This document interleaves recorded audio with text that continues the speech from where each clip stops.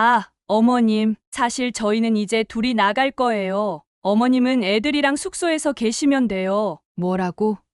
같이 관광하는 거 아니었어? 저희가 어머님을 괜히 비싼 돈 내고 데려온 줄 아세요? 솔직히 말하자면 보모 비용이에요. 보모라고? 네. 저랑 남편이 애들 낳고 나서 단둘이 여행 갈 기회가 없었거든요. 그래서 어머님께 애들 맡기고 우리끼리 좀 즐기려고요. 어머님은 숙소에서 편하게 손주들이랑 놀아주시면 돼요. 이게 무슨 소리야? 나를 보모로 데려온 거였어? 어머니, 왜 그렇게 화를 내세요? 어머니도 손주들이랑 좋은 시간 보내시고, 저희도 오랜만에 둘만의 시간을 갖고 서로 윈윈 아닌가요? 사연을 듣고 난 후 각자의 의견을 댓글로 남겨주시기 바랍니다.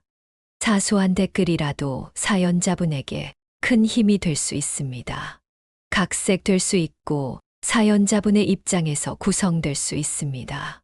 김갑분 여사는 70대 초반의 여성으로 남편과 결혼하여 아들과 딸을 키웠습니다. 가정 형편이 어려웠지만 남편은 중고 택시를 구입해 운송업을 했고 김갑분 여사는 칼국수와 만두 가게를 운영하며 생계를 꾸렸습니다.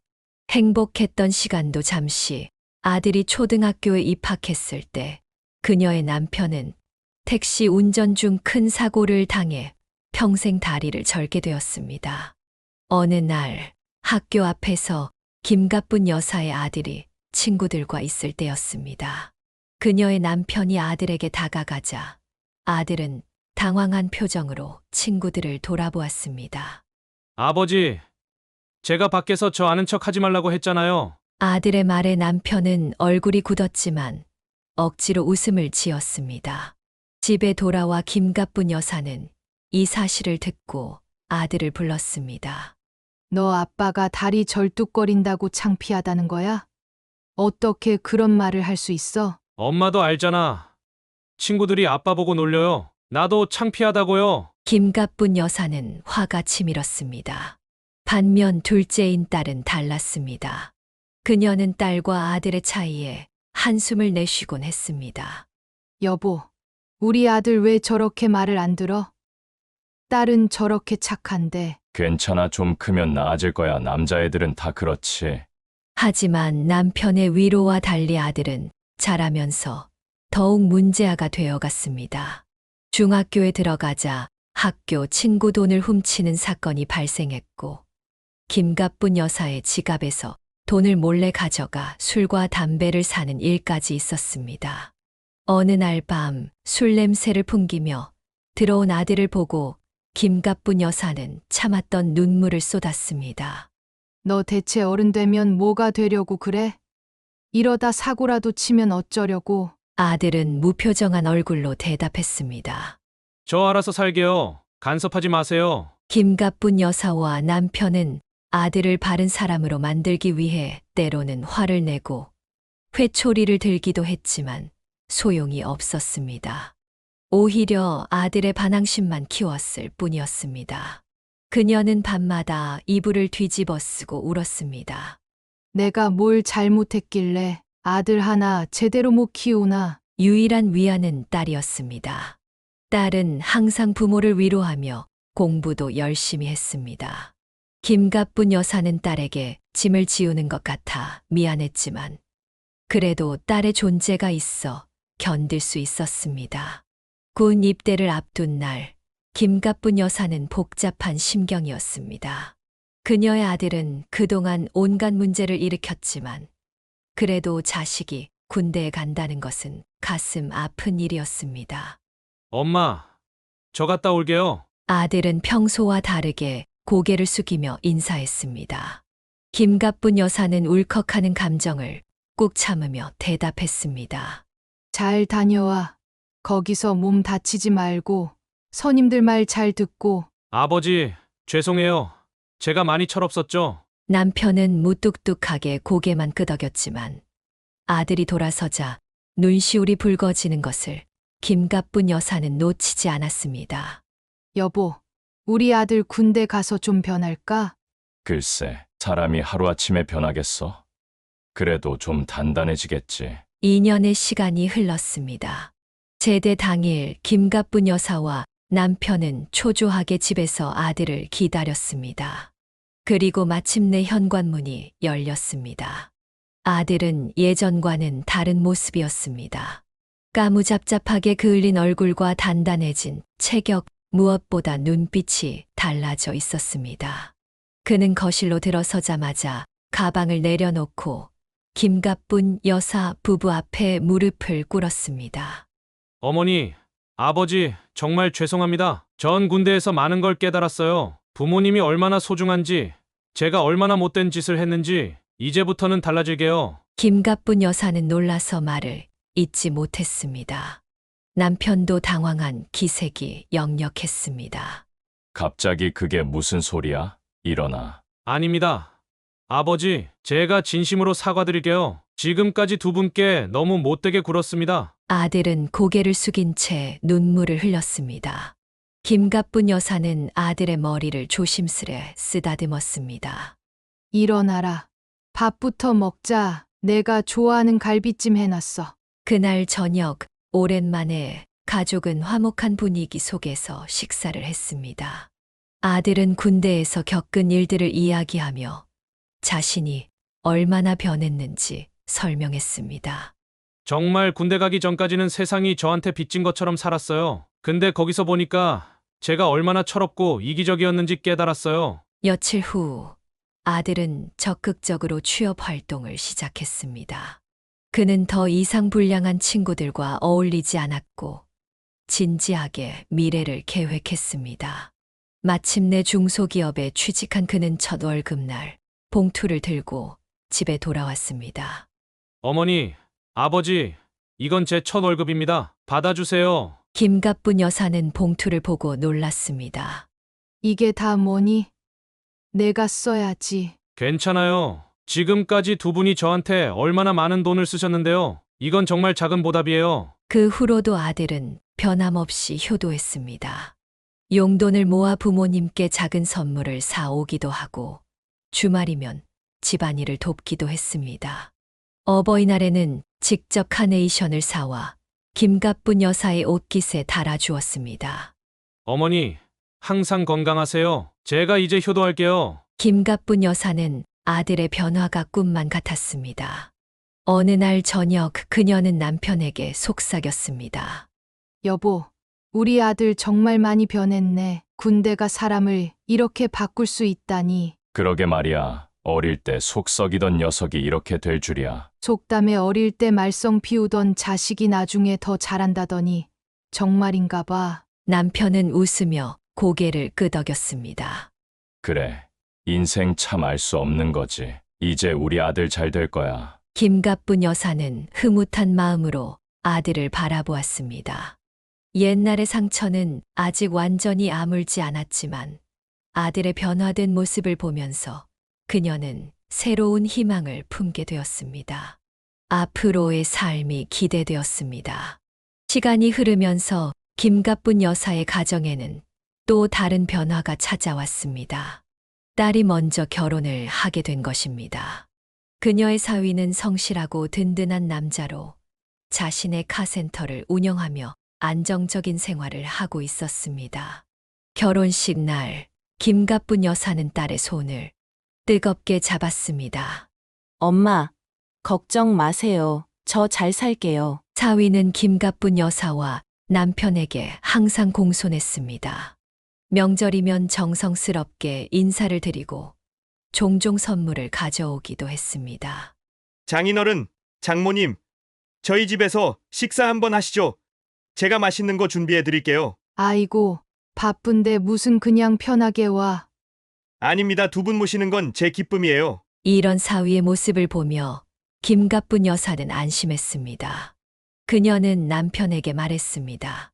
여보, 우리 딸 복 받았네. 정말 좋은 사람 만났어. 그래. 우리 사위 정말 진국이야. 딸은 걱정 안 해도 되겠어. 그러던 어느 날 아들이 여자친구를 데리고 집에 왔습니다. 아들은 30대 중반이 되었고 그의 여자친구는 1살 어렸습니다.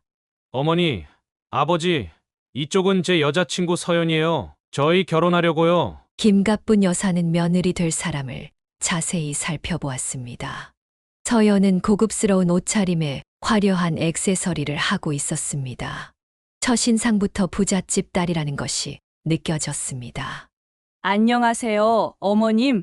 아버님 만나 뵙게 되어 영광입니다. 예의는 바르지만 어딘가 거리감이 느껴지는 인사였습니다. 아들이 설명하기를 서연의 가족은 지역에서 규모 있는 식품 사업을 운영하고 있었습니다. 며칠 후 아들이 당황한 표정으로 찾아왔습니다. 엄마, 사실 서연이가 임신했어요. 김가뿐 여사는 충격을 받았지만 이미 벌어진 일이었습니다. 아이고, 요즘 세상이. 그래도 책임은 져야지. 상견례 자리는 어색했습니다. 서연의 부모는 고급 승용차를 타고 왔고 값비싼 옷과 시계를 착용하고 있었습니다. 그들의 눈빛에서 김가뿐 여사는 자신의 가정을 평가하는 듯한 느낌을 받았습니다. 아드님이 어느 대학을 나오셨나요? 사돈이 물었습니다. 저희 아들은 대학은 다니지 않았습니다. 김가뿐 여사의 남편이 조심스럽게 대답했습니다. 사돈의 미묘한 표정 변화를 보였습니다. 그들은 분명 자신들보다 형편이 좋지 않은 김가뿐 여사 가족과 사돈을 맺는 것을 탐탁지 않게 여겼습니다. 하지만 서연이 강하게 결혼을 원했고 아이도 이미 생겼기 때문에 결혼식은 예정대로 진행되었습니다. 결혼식 후 김가뿐 여사는 며느리에게 물었습니다. 우리 아들이 뭐가 그렇게 좋았니? 서연은 망설임 없이 대답했습니다. 당연히 외모죠. 남편 정말 잘생기지 않았어요? 전 첫눈에 반했어요. 김가뿐 여사는 놀랐습니다. 물론 아들이 잘생긴 것은 사실이었지만 그것만으로 결혼을 결정했다는 것이 의아했습니다. 그래도 며느리가 아들을 사랑한다면 괜찮을 거라고 생각했습니다. 결혼 후 얼마 지나지 않아 첫 손주가 태어났고 곧이어 둘째까지 임신했습니다. 이때 아들이 중요한 결정을 알려왔습니다. 어머니, 제가 회사 그만두고 장인 회사로 들어가기로 했어요. 서연이 오빠나 언니는 회사에 관심이 없거든요. 제가 열심히 하면 나중에 사업을 물려받을 수도 있어요. 김가뿐 여사는 걱정되었지만 아들의 미래를 위한 결정이라면 존중하기로 했습니다. 그래, 새 직장에서 잘 해봐. 하지만 너무 무리하진 마. 얼마 후 아들은 더 높은 급여를 받게 되었다는 좋은 소식을 전했습니다. 김가뿐 여사는 며느리에게 고마운 마음이 들었습니다. 서연아, 우리 아들 취직도 시켜주고 정말 고마워. 별 말씀을요, 어머님. 당연한 거죠. 며느리는 특별히 살갑지는 않았지만 기본적인 예의는 지켰습니다. 김가뿐 여사는 그것만으로도 감사했습니다. 그녀는 남편에게 말했습니다. 여보, 며느리가 차갑긴 해도 우리 아들한텐 잘해주는 것 같아. 그래. 사람마다 성격이 다르니까 시간이 지나면 더 가까워질 거야. 김가뿐 여사의 가족은 새로운 구성원과 함께 새로운 시작을 했습니다. 비록 며느리의 부모와는 소원한 관계였지만 손주들이 태어나면서 가정은 활기를 찾았습니다. 그녀는 새로운 가족의 행복을 위해 노력하기로 마음먹었습니다. 평화롭던 가정에 균열이 생기기 시작한 것은 큰 손주가 3살이 되던 해였습니다. 어느 일요일 오후 김가뿐 여사의 집에는 아들 가족이 방문해 있었습니다. 거실에서 할아버지와 손주가 놀고 있었습니다. 갑자기 손주가 아이스크림을 먹고 싶다고 떼를 쓰기 시작했습니다. 김가뿐 여사의 남편이 이따 먹자고 말하자 손주는 갑자기 할아버지의 머리를 주먹으로 내리치고 머리카락까지 잡아당기기 시작했습니다. 이게 무슨 짓이냐? 김가뿐 여사의 남편은 놀라면서도 손주를 부드럽게 말렸습니다. 우리 손자. 이러면 안 돼. 할아버지한테 이러면 나쁜 아이야. 곧 나가서 아이스크림 사줄 테니 조금만 기다려. 이 광경을 본 며느리는 갑자기 달려와 아이를 품에 안았습니다. 아버님, 왜 우리 애한테 그러세요? 애가 얼마나 놀랐어요. 김가뿐 여사의 남편은 당황했습니다. 아니, 내가 뭘 어떻게 했다고 그래? 손자가 내 머리를 치고 머리카락을 잡아당겼잖아. 며느리는 아이를 품에 안고 물었습니다. 우리 아들, 할아버지가 뭐라고 했어? 엄마한테 말해봐. 할아버지가 나한테 화냈어. 무서워. 며느리는 김가뿐 여사의 남편을 노려보며 말했습니다. 보세요. 애가 얼마나 겁을 먹었는지. 아이가 애교 부리는 건데 왜 그렇게 심각하게 대하세요? 김가뿐 여사는 이 광경을 보고 참을 수 없었습니다. 그녀는 며느리에게 다가갔습니다. 서연아, 그게 무슨 말이니? 아이가 어른 머리를 치고 머리카락을 잡아당기는 게 애교야?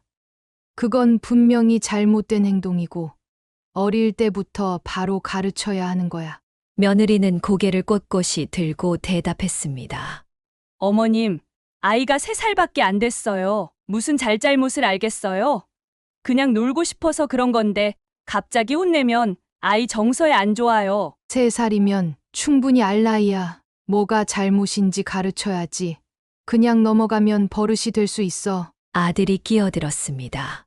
어머니, 요즘은 교육 방식이 달라요. 아이의 자율성을 존중하고 감정을 인정해주는 게 중요하대요. 김가뿐 여사는 놀랐습니다. 아들마저 아내의 편을 드는 모습에 실망감이 밀려왔습니다. 그게 무슨 자율성이야? 어른을 존중하는 기본 예의는 가르쳐야지. 너희들은 옛날 사람이라고 우리 교육 방식이 구식이라 생각하는구나. 며느리가 냉랭하게 대답했습니다. 맞아요. 어머님, 아버님은 옛날 분들이라 요즘 교육 트렌드를 모르시는 것 같아요. 요즘엔 체벌이나 강압적인 훈육은 지양하고 아이의 감정을 존중해주는 게 중요하대요. 김가뿐 여사는 화가 치밀었습니다. 내가 언제 손주를 때리라고 했니?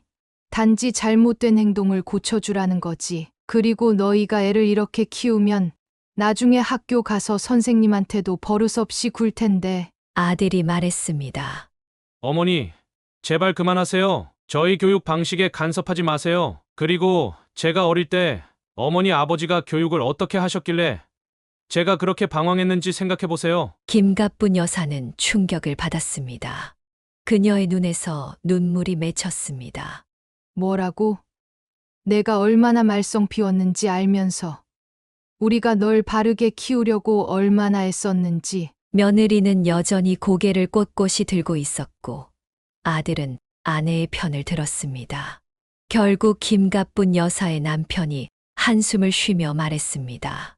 그만들 해. 손주 앞에서 이러지 말자. 그날 이후 김가뿐 여사와 며느리 사이의 관계는 급속히 나빠졌습니다. 며느리는 방문할 때마다 냉랭한 태도를 보였고 아들은 계속해서 아내의 편을 들었습니다. 김가뿐 여사는 딸에게 전화해 이 상황을 털어놓았습니다. 엄마, 너무 속상해요. 새언니가 그렇게 말했다고요.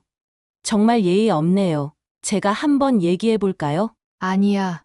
내가 나서면 더 복잡해질 수 있어. 시간이 지나면 나아지겠지. 하지만 상황은 나아지지 않았습니다. 며느리의 방문은 점점 줄어들었고 김가뿐 여사는 손주들을 보고 싶어도 쉽게 만날 수 없었습니다. 그녀는 밤마다 속상한 마음을 남편에게 털어놓았습니다. 여보, 내가 뭘 그렇게 잘못했다고 우리 며느리가 저렇게 나오는 걸까? 당신 잘못 아니야. 요즘 젊은 사람들은 생각이 다른가 봐. 우리도 조금 맞춰줄 필요가 있을지도 몰라. 김가뿐 여사는 남편의 말에 고개를 끄덕였지만 마음속으로는 울분이 쌓여갔습니다. 그녀는 손주들의 바른 성장을 위해 조언한 것뿐인데 이렇게 관계가 틀어지다니 이해할 수 없었습니다. 명절이 다가오자 김가뿐 여사는 복잡한 심정이었습니다. 손주들도 보고 싶었지만 며느리와의 불편한 관계 때문에 마음이 편치 않았습니다. 그러던 명절 전날 예상치 못하게 아들 내외가 찾아왔습니다. 며느리는 문간에서 어색하게 인사했습니다. 어머니, 제사 음식 준비하러 왔어요. 도와드릴게요. 김가뿐 여사는 놀랐지만 명절을 앞두고 찾아온 며느리의 태도에 조금은 마음이 누그러졌습니다. 그래, 들어오렴. 며느리는 집에 들어서자마자 물었습니다. 어머니, 잠시 옷 좀 갈아입어도 될까요? 편한 옷으로요. 그래, 우리 방 서랍에 있는 편한 옷 아무거나 입어. 김갑분 여사는 부엌으로 향했습니다. 잠시 후 며느리가 방에서 나왔는데 그녀의 눈이 휘둥그레졌습니다. 며느리는 서랍 속 깊숙이 간직해두었던 김갑분 여사의 가장 소중한 원피스를 입고 있었습니다. 서연아, 무슨 그런 걸 입었어? 그건 내가 가장 아끼는 옷인데. 며느리는 태연하게 대답했습니다. 아, 이거요? 정말 예쁘네요. 저한테 잘 어울리지 않나요? 아니, 그게 아니라 그거 선물 받은 옷이야. 몰랐어요. 근데 너무 좋네요. 이거 입고 요리할게요. 김갑분 여사는 당황했습니다. 그 옷은 딸과 사위가 고생해서 사준 명품 원피스였고 특별한 날에만 입는 그녀의 보물 같은 옷이었습니다. 아니, 요리할 땐 다른 옷 입어. 저건 특별한 자리에 입는 옷이야. 괜찮아요. 저 옷에 익숙해서 이런 거 아니면 불편해요. 며느리는 부엌으로 향했고 김갑분 여사는 내심 불안했습니다. 그런데 갑자기 어머 하는 소리와 함께 비명이 들렸습니다. 부엌으로 달려가 보니 며느리가 식용유병을 들고 있었고 그녀의 원피스 앞면에는 기름이 흥건했습니다. 어머님, 미안해요. 실수로 쏟았어요. 김갑분 여사는 순간 얼어붙었습니다. 그녀는 며느리의 얼굴을 유심히 보았고 거기서 미묘한 웃음을 발견했습니다. 넌 일부러 그런 거지? 내가 아끼는 옷인 거 알면서. 뭐라고요? 어머님, 어떻게 그런 말씀을 하세요? 정말 실수였어요. 아들이 부엌으로 뛰어들어왔습니다. 무슨 일이야? 어머니, 왜 소리를 지르세요? 내 마누라가 내 소중한 옷에 일부러 기름을 쏟았어. 아들은 즉시 아내의 편을 들었습니다. 어머니, 무슨 말씀이세요? 실수일 뿐이에요. 어떻게 일부러 그랬다고 생각하세요? 넌 봤니? 안 봤으면 말하지 마. 저 표정 봐. 일부러 그런 거라고. 며느리는 눈물을 글썽이며 말했습니다. 저 정말 그런 사람 아니에요. 어머님이 왜 저를 그렇게 미워하세요? 김갑분 여사의 화가 폭발했습니다. 이 못된 것들. 오지 말라고 했는데 찾아와서는 이런 짓이나 하고. 당장 이 집에서 나가. 아들은 아내를 감싸 안고 말했습니다. 어머니, 정말 이러시면 안 돼요. 저희 오고 싶어서 온 거잖아요. 며느리 노릇하려고 온 건데. 며느리 노릇. 이게 며느리 노릇이야? 나가. 당장 나가라고. 김갑분 여사의 남편이 퇴근하고 돌아와 상황을 듣자마자 아들에게 전화를 걸었습니다. 이 녀석아, 너 네 마누라가 뭐 어떻게 하고 다니는 줄은 아냐? 전화 너머로 며느리의 목소리가 들렸습니다. 괜찮아요. 그거 뭐 얼마나 한다고 제가 물어드린다니까요. 남편은 격분했고 김갑분 여사는 더욱 화가 났습니다. 그녀는 아들에게 직접 전화를 걸었습니다. 보내드린다니까요. 근데 어머니도 너무하세요. 제가 얼마나 난처한지 아세요? 난처. 내가 난처하다고? 내 마음은 생각해봤니? 이후 김갑분 여사 부부는 아들 내외와 거의 1년 동안 연락을 끊고 살았습니다. 명절에도 오지 않았고 손주들의 소식도 듣지 못했습니다. 그녀의 마음은 쓰리고 아팠지만 자존심이 허락하지 않았습니다. 그러던 어느 날 갑자기 초인종이 울렸습니다. 문을 열자 아들 내외가 소고기 세트를 들고 서 있었습니다. 어머니, 아버지, 정말 죄송합니다. 두 사람은 무릎을 꿇고 용서를 빌었습니다. 며느리가 눈물을 흘리며 말했습니다. 어머님, 정말 죄송해요. 제가 너무 어리고 철이 없었어요. 저희 부모님께서도 저희 행동을 듣고 크게 혼내셨어요. 잘못했습니다. 아들도 고개를 숙였습니다. 어머니, 아버지, 저도 정말 죄송합니다. 부모님보다 아내 편만 들었던 제가 잘못했어요. 앞으로는 절대 그러지 않을게요. 김가뿐 여사는 잠시 동안 침묵했습니다. 그녀는 며느리의 부모가 이 일을 알고 혼을 냈다는 사실에 내심 위안을 얻었습니다. 한 번은 용서해 줄게. 하지만 다시는 이런 일이 없어야 해. 알겠니? 네, 어머님, 정말 감사합니다. 김가뿐 여사 부부는 아들 내외를 용서했지만 마음속 깊은 곳에는 여전히 상처가 남아 있었습니다. 그녀는 이제 며느리를 대할 때 더욱 조심스러워졌고 아들에 대한 신뢰도 조금은 흔들렸습니다. 용서의 분위기 속에서 어느 날 며느리가 뜻밖의 제안을 했습니다. 김가뿐 여사의 집에 방문한 며느리는 환한 미소를 지으며 말했습니다. 어머님, 저희가 화해의 의미로 태국 가족 여행을 계획했어요. 어머님도 함께 가시면 어떨까요? 모든 비용은 저희가 다 부담할게요. 김가뿐 여사는 제안에 당황했습니다. 해외여행은 딸과 사위가 데려간 일본 여행이 전부였기에 태국이라는 이국적인 장소는 설레기도 했지만 한편으로는 부담스러웠습니다. 갑자기 그게 무슨 소리니? 나 같은 늙은이 때문에 너희 여행이 불편해질 텐데. 아니에요, 어머님. 저희는 정말 어머님과 함께하고 싶어요. 이번 기회에 더 가까워지면 좋겠어요. 의심스러웠지만 김가뿐 여사는 딸에게 전화해 상의했습니다. 엄마, 가보세요. 오빠가 정말 미안하다고 했다면서요. 시간도 많이 지났고, 이런 기회에 관계가 더 좋아질 수 있을 거예요. 딸의 조언에 김가뿐 여사는 여행을 가기로 결정했습니다. 그녀의 남편은 함께 가지 못한다고 했습니다. 나는 동창회 모임도 있고 우리 강아지들도 돌봐야 해. 당신이나 즐겁게 다녀와. 혼자 가면 더 어색할 것 같은데.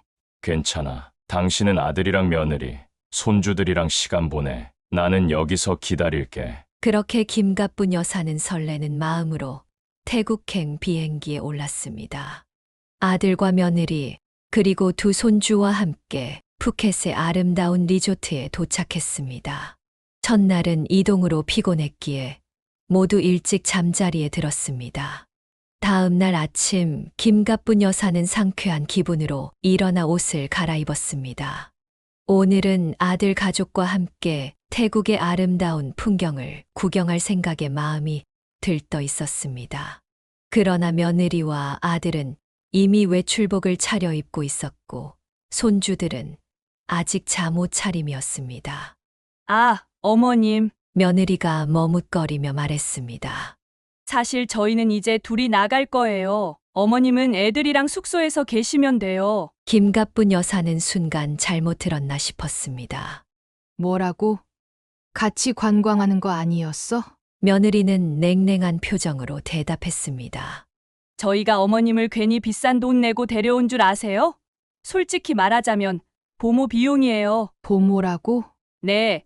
저랑 남편이 애들 낳고 나서 단둘이 여행 갈 기회가 없었거든요. 그래서 어머님께 애들 맡기고 우리끼리 좀 즐기려고요. 어머님은 숙소에서 편하게 손주들이랑 놀아주시면 돼요. 김가뿐 여사는 믿을 수 없었습니다. 그녀의 눈에서 분노의 눈물이 맺혔습니다. 이게 무슨 소리야? 나를 보모로 데려온 거였어? 아들이 끼어들었습니다. 어머니, 왜 그렇게 화를 내세요? 어머니도 손주들이랑 좋은 시간 보내시고 저희도 오랜만에 둘만의 시간을 갖고 서로 윈윈 아닌가요? 너도 알고 있었던 거니? 물론이죠. 어머니, 힘들게 관광지 돌아다니는 것보다 쾌적한 숙소에서 애들이랑 노는 게 훨씬 편하잖아요. 진짜 휴가죠, 이게. 김가뿐 여사는 배신감에 가슴이 찢어지는 듯 했습니다. 그녀는 떨리는 목소리로 말했습니다. 이런 식으로 날 속이다니. 어떻게 자식이 부모에게 이럴 수 있니? 며느리는 무표정하게 대답했습니다. 속인 건 아니에요. 그냥 말 안 했을 뿐이죠. 어차피 어머님, 저희 없으면 여기서 아무것도 못 하시잖아요. 휴대폰으로 통화나 문자만 할 줄 아시지. 비행기 표 예매나 관광 예약 같은 거 직접 하실 수 있어요? 그것도 한국도 아닌 태국에서요. 김가뿐 여사는 충격에 말문이 막혔습니다. 며느리의 말은 사실이었습니다. 그녀는 디지털 기기에 서툴렀고 영어도 할 줄 몰랐습니다. 하지만 이렇게 노골적으로 이용당한다는 사실이 너무 고통스러웠습니다. 이제 알겠다. 너희가 날 왜 데려왔는지. 정말 못된 놈들이구나. 아들은 짜증난 표정으로 말했습니다. 어머니, 제발 그만하세요. 날씨도 더운데 밖에 돌아다니는 것보다 여기 있는 게 훨씬 낫잖아요. 애들 좀 봐주세요. 저희 이미 레스토랑이랑 바도 다 예약해놨어요. 김가뿐 여사는 결심했습니다. 그녀는 고개를 똑바로 들고 말했습니다. 난 절대로 너희 보모 노릇 안 할 거야. 내 방에 있을 테니 애들은 너희가 데리고 나가. 그녀는 자신의 방으로 들어가 문을 세게 닫았습니다. 밖에서는 아들과 며느리가 투덜거리는 소리가 들렸습니다. 진짜 어머니도 심하시네요. 이렇게 좋은 곳에 모셔왔는데 괜히 데려왔네. 그냥 우리끼리 왔으면 좋았을걸. 김가뿐 여사는 방 안에서 쏟아지는 눈물을 참을 수 없었습니다. 그녀는 떨리는 손으로 딸에게 전화를 걸었습니다. 은영아, 엄마, 무슨 일이에요? 왜 우세요? 내 오빠랑 서연이 날 보모로 데려왔어. 손주들 맡기고 둘이 놀러 다니려고. 김가뿐 여사는 흐느끼며 상황을 설명했습니다. 딸은 경악했습니다. 뭐라고요? 그게 무슨 짓이에요? 엄마, 제가 지금 당장 비행기 표 알아볼게요. 그럴 수는 없잖아요. 그래, 은영아, 엄마 너무 속상해. 엄마, 조금만 참으세요. 제가 날아갈게요. 전화를 끄는 김가뿐 여사는 방 안에서 쫓아내기라도 하듯 아들 내외가 손주들과 함께 나가는 소리를 들었습니다. 그녀는 창문으로 그들이 즐겁게 택시에 타는 모습을 바라보았고 자신은 혼자 호텔 방에 남겨졌습니다. 내가 뭐라고 이런 대접을 받아야 하나. 그녀는 낯선 나라의 호텔 방에서 외롭게 눈물을 흘렸습니다. 김가뿐 여사가 호텔 방에 혼자 남겨진 지 몇 시간이 지났습니다. 그녀는 침대에 누워 자신이 처한 상황을 받아들이기 힘들어했습니다. 낯선 나라에서 혼자 있다는 사실이 두렵기도 했지만 자식에게 이런 대우를 받는다는 것이 더욱 가슴 아팠습니다. 저녁이 되자 아들 내외와 손주들이 돌아왔습니다. 김가뿐 여사는 방문을 열지 않았지만 밖에서 들리는 이야기 소리가 그녀의 귀에 들렸습니다. 어머니 아직도 화나셨나 봐. 문 안 열어주네. 내비도 밥은 먹어야 할 텐데 애들도 배고프다고 하잖아. 김가뿐 여사는 배가 고팠지만 자존심 때문에 나갈 수 없었습니다. 그녀는 작은 간식을 꺼내 먹으며 딸의 연락을 기다렸습니다. 다음 날 아침 갑작스럽게 호텔 방문을 두드리는 소리가 들렸습니다. 김가뿐 여사가 조심스럽게 문을 열자 그녀의 딸과 사위가 서 있었습니다. 엄마, 은영아, 어떻게 이렇게 빨리 왔니? 딸은 어머니를 꼭 안아주었습니다. 김가뿐 여사는 안도감에 눈물이 흘렀습니다. 당장 비행기 표 예매해서 왔어요. 사위도 회사 일 다 미루고 같이 왔잖아요. 엄마가 이런 일을 당했는데 어떻게 가만히 있어요? 고마워. 정말 고마워. 김가뿐 여사는 딸과 사위에게 더 자세한 상황을 설명했습니다. 놀랍게도 그 순간 아들과 며느리가 숙소 거실에서 아침을 먹고 있는 소리가 들렸습니다. 딸은 얼굴이 붉어지며 분노했습니다. 오빠! 이게 무슨 짓이야? 당장 나와봐! 김가뿐 여사와 사위도 뒤따랐습니다. 아들과 며느리는 놀란 표정으로 그들을 바라보았습니다. 은영아, 너 여긴 어떻게 왔어? 딸은 아들에게 다가가 소리쳤습니다. 김성광! 어떻게 이런 짓을 할 수 있어? 엄마가 가정부야! 너 사람 맞아? 아들은 당황했지만 변명하려 했습니다. 무슨 소리야? 우리가 어머니 모시고 여행 온 거잖아. 그냥 좀 쉬시라고 한 것뿐인데. 그 순간 딸은 며느리에게 다가가 그녀의 머리채를 잡았습니다. 야! 너 니네 엄마였어도 그렇게 했어? 부모 비용이라고? 그게 사람이 할 소리야? 며느리는 비명을 질렀습니다. 아, 나 미쳤어? 미친 건 당신이야. 사위도 아들에게 다가갔습니다. 매영, 정신 차려요. 어떻게 자기 어머니한테 이럴 수 있어요? 부모가 뭔지 알아요? 네가 무슨 상관이야? 우리 가족 일에 끼어들지 마. 가족. 당신이 가족을 이렇게 대해요? 형님이라고 불러줬던 것 후회되네요. 김갑분 여사는 이 상황이 더 악화되기 전에 끼어들었습니다. 그만들 해. 이제 됐어. 그녀는 아들과 며느리를 차갑게 바라보며 말했습니다. 사람 같지도 않은 너희들과는 더 이상 보고 살 생각이 없어. 이제부터 우린 남남이야. 정광아, 넌 그렇게 좋아하는 내 처가 사람들이랑만 잘 지내. 더 이상 날 엄마라고 부르지 마. 아들은 당황한 표정으로 말했습니다. 어머니, 그게 무슨... 그만. 더 듣고 싶지 않아. 은영아, 우리 짐 싸자. 딸과 사위는 김갑분 여사의 짐을 챙겼고 그들은 즉시 그 숙소를 떠났습니다. 아들이 뒤에서 소리쳤지만 김갑분 여사는 뒤돌아보지 않았습니다. 딸과 사위는 다른 호텔을 예약했습니다. 새 호텔은 더 고급스럽고 편안했습니다. 엄마, 여기서 남은 여행 기간 동안 쉬세요. 저희가 엄마 즐겁게 해드릴게요. 아이들은 어떡하고 왔니? 너희도 갑자기 왔을 텐데. 괜찮아요. 장모님, 저희 아이들은 제 어머니께서 봐주시기로 하셨어요. 장모님 여행이 망치면 안 된다고 하셨거든요. 김갑분 여사는 감동했습니다. 사위의 부모님까지 자신을 위해 배려해 주다니 정말 고마웠습니다. 다음 날부터 그들은 태국의 아름다운 관광지를 함께 돌아다녔습니다. 화려한 사원들, 맑은 바다, 맛있는 현지 음식. 김갑분 여사는 처음으로 진정한 해외여행의 즐거움을 만끽했습니다. 푸켓의 해변에서 휴식을 취하며 딸이 물었습니다. 엄마, 기분 좀 나아지셨어요? 응, 많이 좋아졌어. 너희 덕분이야. 오빠 때문에 마음 많이 아프셨죠? 그래. 어떻게 자식이 부모한테 그럴 수 있는지. 하지만 지금은 괜찮아. 내게는 너 같은 딸이 있으니까. 딸은 어머니의 손을 꼭 잡았습니다. 엄마, 엄마한테는 오빠란 애물단지 같은 자식도 있지만 로또 1등은 아니어도 한 3등 정도는 되는 이 딸도 있잖아요. 너무 마음 아파하지 마세요. 김갑분 여사는 미소를 지었습니다. 무슨 3등이야?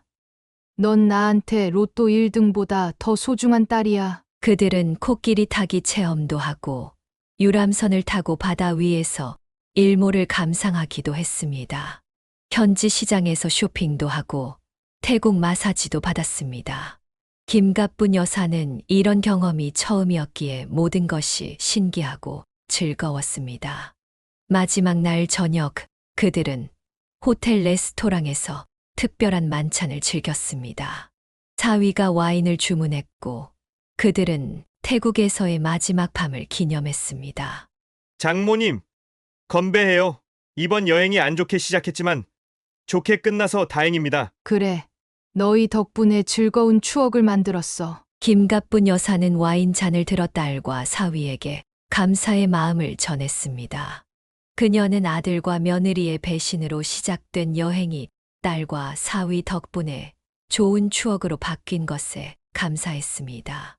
밤늦게 김갑분 여사가 잠들기 전 딸이 어머니의 방을 찾아왔습니다. 엄마, 저 오늘 엄마 옆에서 자도 될까요? 그럼 우리 딸 옆에 누워. 그날 밤 김갑분 여사는 딸의 따뜻한 손을 잡고 평화로운 잠에 들었습니다.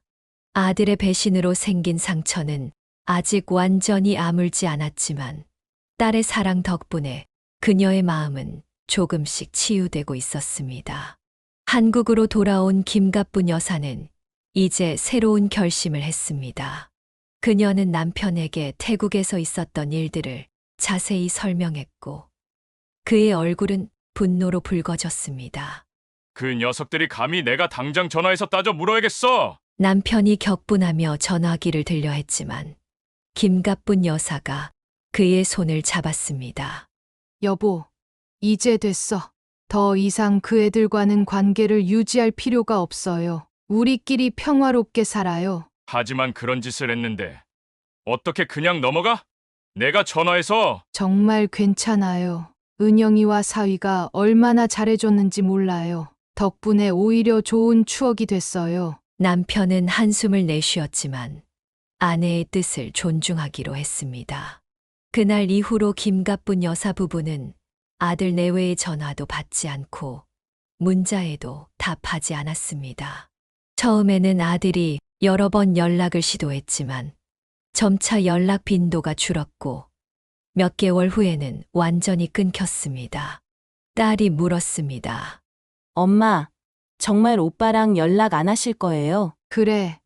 내 마음이 결정했어. 더 이상 상처받고 싶지 않구나. 그래도 손주들은 가끔 보고 싶지 않으세요? 김가뿐 여사의 눈에 잠시 그리움이 스쳤지만 그녀는 단호하게 고개를 저었습니다.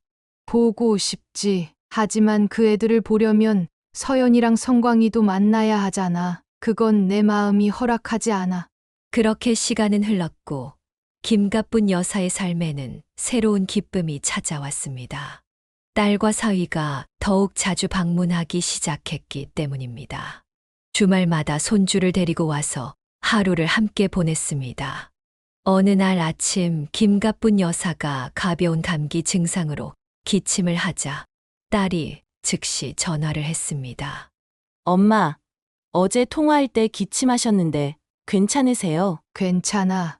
그냥 목이 좀 아픈 것뿐이야. 제가 퇴근하면서 약국 들러서 약 사갈게요. 오늘 저녁에 뵈어요. 그날 저녁 딸은 약뿐만 아니라 영양제와 과일, 그리고 엄마가 좋아하는 떡도 가져왔습니다.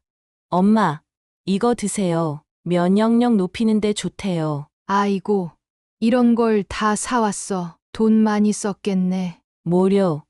엄마 건강이 최고죠. 아버지도 같이 드세요. 사위도 주말에 김가뿐 여사의 집을 방문할 때마다 항상 정성스럽게 선물을 가져왔습니다. 때로는 직접 잡은 생선이나 회사 출장 갔다가 사온 지역 특산품이기도 했습니다. 장모님, 이번에 제주도 출장 갔다가 한라봉 좀 사왔어요. 아주 달더라고요. 고마워.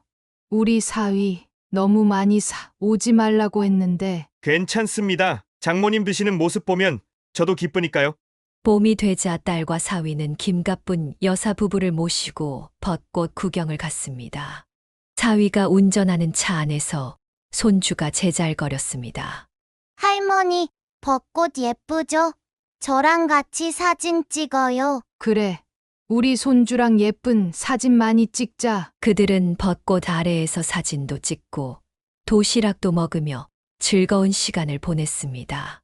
김가뿐 여사는 이런 날들이 얼마나 소중한지 깨달았습니다. 여름에는 더위를 피해 딸의 가족과 함께 바다로 여행을 떠났습니다. 객실 2개를 예약해서 김가뿐 여사 부부와 딸 가족이 이틀 동안 머물렀습니다. 엄마, 바다 구경하러 나가요. 아버지도요. 그들은 해변을 거닐며 조개도 줍고 발을 바닷물에 담그며 더위를 식혔습니다. 손주는 할아버지 손을 잡고 파도와 장난치며 까르르 웃었습니다. 저녁에는 해산물 요리를 먹으러 갔는데 사위가 고급 레스토랑을 예약해 놓았습니다. 이런 비싼 데서 먹지 말고 그냥 포장마차에서 먹자. 돈 아깝게. 장모님, 오늘은 제가 쏩니다. 맛있게 드세요. 가을이 되어 단풍이 물들 때는 산으로 드라이브를 갔습니다. 김가뿐 여사는 아름다운 풍경을 보며 마음의 평화를 찾았습니다. 은영아, 정말 고맙다. 내가 이렇게 잘해주니까 마음이 많이 위로가 된다. 뭐려.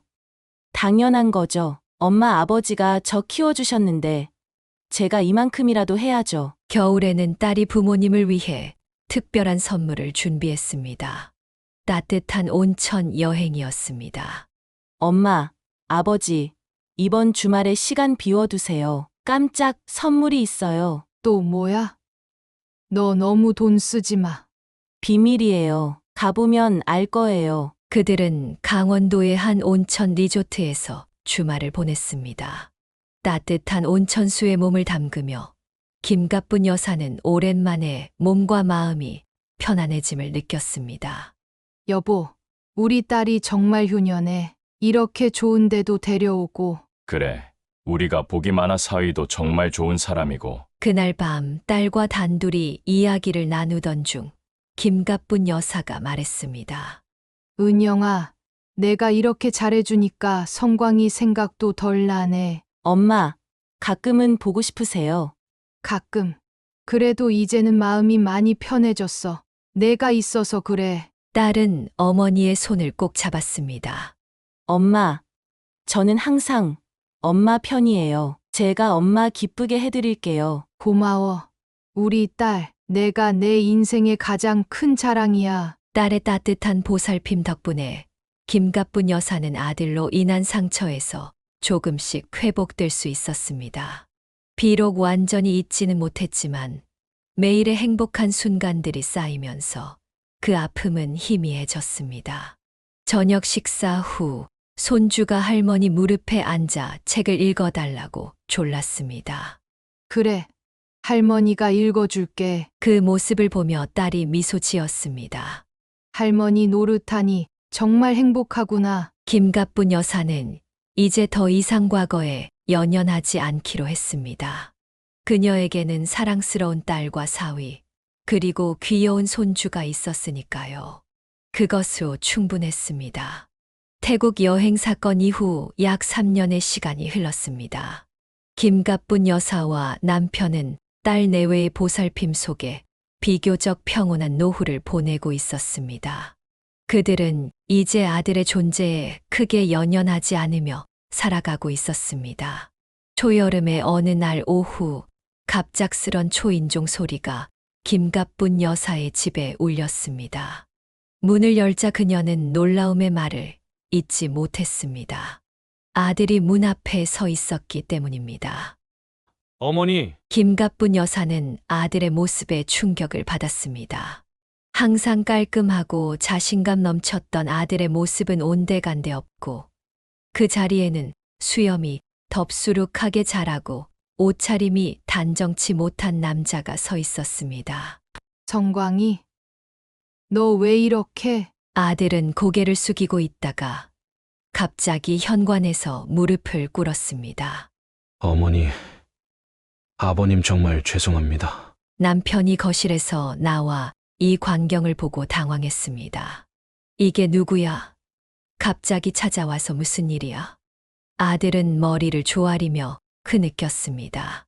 아버지, 어머니, 제가 정말 잘못했습니다. 그때 태국에서, 그리고 그 전에도 제가 너무 어리석었어요. 김가뿐 여사는 아들을 거실로 들어오게 했습니다.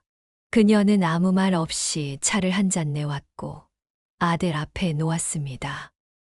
말해봐. 왜 갑자기 찾아온 거니? 아들은 눈물을 흘리며 자신의 처지를 설명했습니다. 저 지금 처가에서 완전히 무시당하고 있어요. 회사에서도 장인어른이 저보다 동서를 더 밀어주셔서 제가 들어간 지 더 늦었는데도 동서를 승진시켰어요. 저는 리더십도 없고 업무 능력도 부족하다면서 장인어른이 저를 무시하세요. 김가뿐 여사는 냉정하게 물었습니다. 그래서 날더러 어쩌라는 거냐?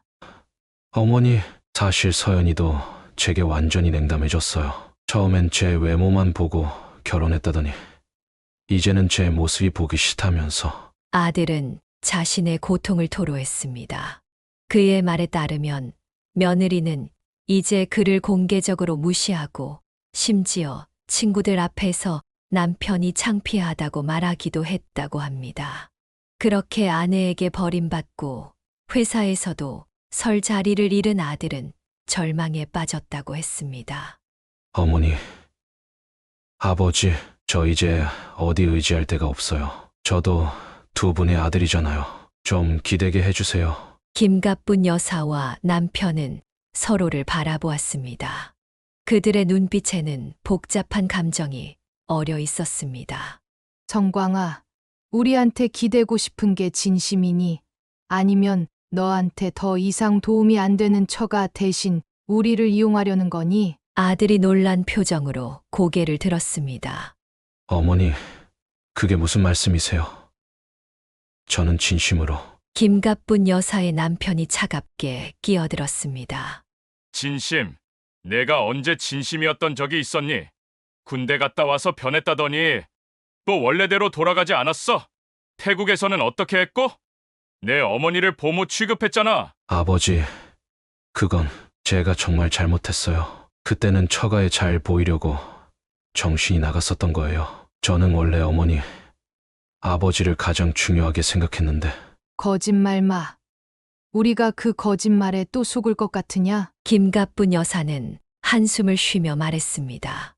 정광아, 너 지금 처가에서 쫓겨나고 아내에게 버림받았으니까 우리한테 오는 거잖아.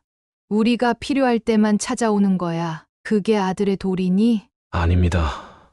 어머니, 저는 진심으로 반성하고 있어요. 제발 한 번만 더 기회를 주세요. 남편이 화를 내며 말했습니다. 너 아쉬워서 흘리는 악어의 눈물에 속을 생각은 추호도 없다. 당장 이 집에서 나가! 아들은 필사적으로 매달렸습니다. 아버지, 어머니, 제발요. 저 정말 어디 갈 데가 없어요. 이혼하면 저 노숙자 될지도 몰라요. 김가뿐 여사는 마음이 아팠지만 과거의 상처가 쉽게 치유되지 않았습니다. 그녀는 차분하게 말했습니다. 정광아, 넌 이제 어른이야. 내 삶은 내가 책임져야 해. 우리는 더 이상 너를 도울 수 없어. 내가 스스로 이 상황에서 헤어나와야 해. 어머니, 그리고 내가 진정으로 반성하고 변하고 싶다면 말이 아니라 행동으로 보여줘야 해. 지금 너의 모습은 진정한 반성이 아니라 도망치는 것처럼 보여. 결국 아들은 눈물을 흘리며 집을 나갔습니다. 그 후 얼마 지나지 않아 김가뿐 여사는 아들이 8년 만에 이혼했다는 소식을 들었습니다. 더욱 충격적인 것은 자녀 양육권마저 잃었다는 사실이었습니다. 딸이 찾아와 물었습니다. 엄마, 오빠 소식 들으셨어요? 이혼했대요. 들었어. 얼마 전에 여기 찾아왔었어. 정말요? 그랬군요. 혹시 도와주셨어요? 김가뿐 여사는 고개를 저었습니다. 아니, 우리는 더 이상 그 애를 도울 수 없어. 스스로 자신의 삶을 책임져야 할 때야. 좀 가혹하지 않으세요? 은영아, 너한테는 미안하지만 우리는 성광이에게 너무 많은 기회를 줬어. 하지만 그 애는 항상 우리를 실망시켰지. 이제는 그 애가 스스로 깨달아야 할 때가 됐어. 딸은 어머니의 결정을 이해했습니다. 그녀도 오빠의 행동에 깊은 실망을 느꼈기 때문입니다. 엄마, 제가 있으니까 너무 걱정하지 마세요. 제가 항상 옆에 있을게요. 고마워, 은영아. 김가뿐 여사는 마음 한편으로는 아들을 걱정하면서도 그가 진정으로 깨닫고 변화하기를 바랐습니다. 하지만 쉽게 용서할 수는 없었습니다. 그녀는 이제 자신의 삶에 집중하기로 했습니다. 이혼 후 아들의 생활은 점점 더 나락으로 떨어졌습니다. 그는 원룸을 하나 구해 혼자 살게 되었지만 새로운 직장을 구하려는 노력도 하지 않았습니다. 대신 매일 술에 의존하며 자신의 불운한 처지를 한탄했습니다. 이혼 후 8개월이 지난 어느 날, 김가뿐 여사의 생일이었습니다. 그날 아침 갑자기 아들이 빈손으로 찾아왔습니다. 어머니, 생신 축하드려요. 김가뿐 여사는 문간에 서 있는 아들을 바라보았습니다. 그의 눈은 충혈되어 있었고 옷에서는 알코올 냄새가 풍겼습니다. 정광아, 이 시간에 왜 왔니? 어머니 생신인데 인사드리러 왔죠? 들어가도 될까요? 김가뿐 여사는 망설이다가 아들을 거실로 들어오게 했습니다. 그러나 남편은 아들을 보자마자 얼굴을 찌푸렸습니다. 이 녀석이 또 왜 왔어? 술 냄새 진동하네? 아버지, 어머니 생신이잖아요. 축하드리러 왔어요. 축하는 무슨 선물도 없이? 아들은 머쓱해하며 말했습니다. 죄송해요. 지금 형편이 안 좋아서. 김가뿐 여사는 한숨을 내쉬었습니다. 그녀는 아들에게 차를 한 잔 내주며 물었습니다. 요즘은 어떻게 지내니? 일은 구했어? 아직요. 요즘 일자리 구하기가 너무 힘들어요. 그래. 그런데 매일 술은 어떻게 마시니? 아들은 고개를 숙였습니다. 그때 딸이 선물을 들고 현관문을 열었습니다. 엄마, 생신 축하드려요. 딸은 아들을 보고 놀랐습니다. 오빠, 언제 왔어? 방금 왔어. 어머니 생신 축하드리러. 딸은 어머니에게 예쁘게 포장된 선물 상자를 건넸습니다. 엄마, 이거 엄마가 항상 갖고 싶어 하셨던 거예요. 마음에 드셨으면 좋겠어요. 김갑분 여사는 상자를 열어보니 고급 캐시미어 스카프가 들어 있었습니다. 이렇게 비싼 걸. 고마워. 우리 딸. 아들은 그 광경을 어색하게 지켜보았습니다. 한동안 대화를 나눈 후 김갑분 여사가 부엌에 갔을 때 아들이 따라왔습니다. 어머니, 저 사실 부탁드릴 게 있어요. 뭔데? 제가 요즘 월세가 밀려서요. 좀 도와주실 수 있으세요? 김갑분 여사는 아들을 똑바로 바라보았습니다.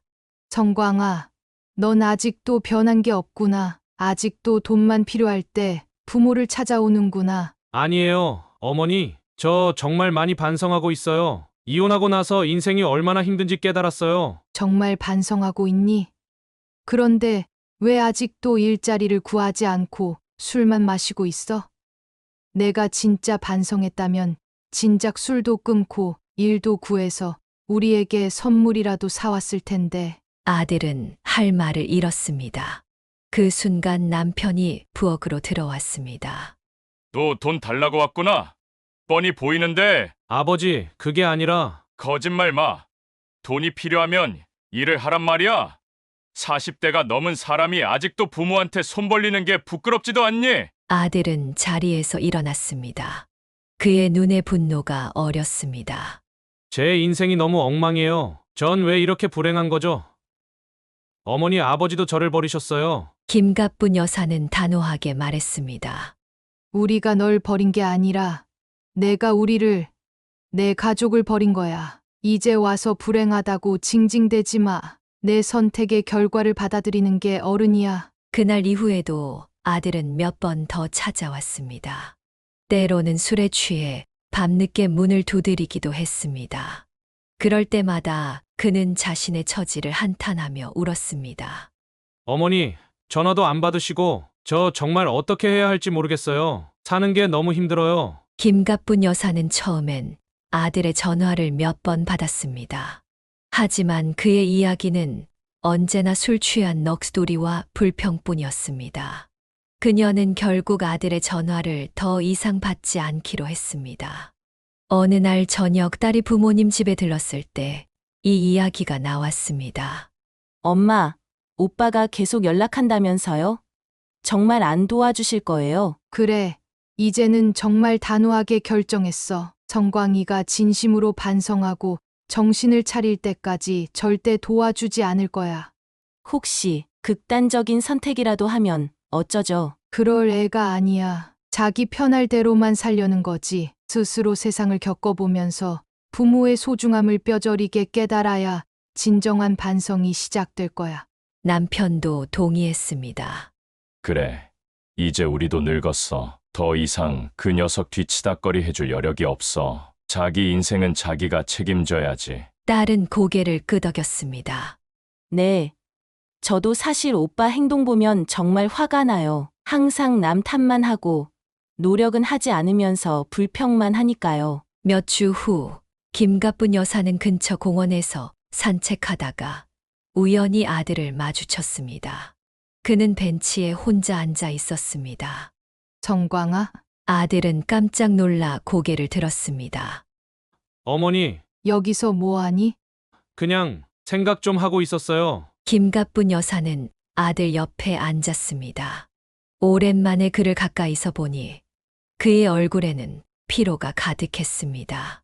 정광아, 엄마가 왜 너를 도와주지 않는지 알겠니? 널 미워해서가 아니야. 너에게 진정한 변화가 필요하기 때문이야. 내가 진정으로 반성하고 새 삶을 시작할 때, 그때 우리는 언제든 내 곁에 있을 거야.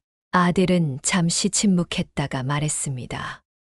어머니, 저 정말 변하고 싶어요. 하지만 어떻게 해야 할지 모르겠어요. 첫 번째 단계는 술을 끊는 거야. 그리고 정직한 일자리를 찾는 거고. 작은 일부터 시작해. 그게 진정한 반성의 시작이야. 그날 이후 김가뿐 여사는 아들과의 대화를 마음에 새겼습니다. 그녀는 남편에게 말했습니다. 여보, 우리 결심은 옳은 것 같아요. 정광이가 스스로 변화하는 모습을 보여줄 때까지 기다려야 해요. 그래. 그게 맞아. 자식을 키우는 건 정말 어려운 일이야. 내 뜻대로 되는 게 하나도 없지. 김가뿐 여사는 창밖을 바라보며 생각했습니다. 자식을 키우는 것만큼 내 뜻대로 되지 않고 험난한 일은 없다고. 하지만 그 모든 과정 속에서도 그녀는 포기하지 않았습니다. 언젠가 아들이 진정으로 깨닫고 변화하기를 기다리며 그녀는 자신의 삶을 충실히 살아가기로 했습니다. 사연을 듣고 댓글을 남겨주시기 바랍니다. 사소한 의견일지라도 사연자분에게는 큰 힘이 됩니다. 노골적인 악성 댓글은 사연자분에게 상처가 될 수 있으니 삼가주시기 바랍니다.